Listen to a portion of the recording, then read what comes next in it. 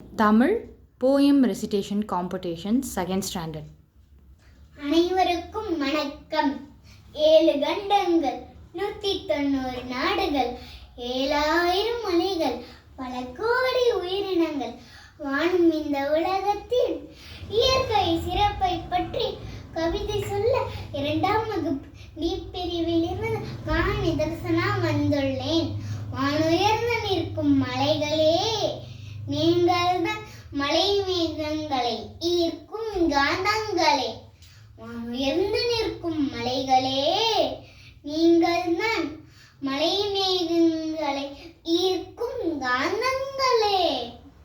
சட சட சடன பேயும் மழையே, உயிர்கள் வாழ்வது உன்னாலே.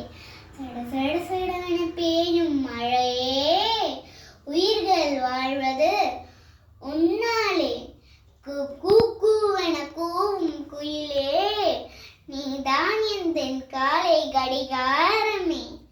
கூவென கூவும் குயிலே, நீதான் எந்தன் காலை கடிகாரமே. தண்ணீரை சேமிக்கும் அடர்ந்த காடுகளே, கோடையில் நீதான் எனக்கு அட்சய பாத்திரமே. தண்ணீரை சேமிக்கும் அடர்ந்த காடுகளே, கோடையில் நீதான் எனக்கு அட்சய பாத்திரமே.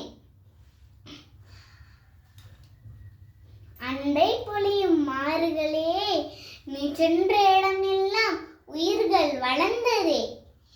அன்பை பொழியும் மாறுகளே, நீ சென்ற இடமெல்லாம் உயிர்கள் வளர்ந்ததே. பச்சை பசேல் என்று இருக்கும் வயல்களே, உன்னால் என் கண்கள் குளிர்ந்து வயிறும் நிரம்பியதே.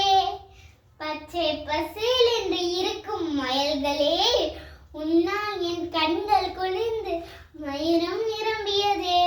இயற்கை நம்மளுக்கு தருவது சுவாசிக்க காற்று, ஒழுங்கு நிழல், உண்ணக்கனி, உடுத்த உடை, உணவிற்கு விருந்து, உடலிற்கு மருந்து, தாளிக்க எண்ணெய், விளையாட ஊஞ்சல், எழுத காகிதம், எரிக்க விறகு, இன்னும் பல கிடைக்கும் மரத்தாலே.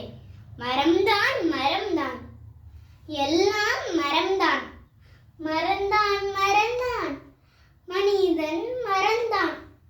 மனிதனின் முதல் நண்பர் இயற்கை. மனிதனின் முதல் நண்பர் இயற்கைதான். இயற்கையை பாதுகாப்போம். வாய்ப்பளித்த அனைவருக்கும் நன்றி.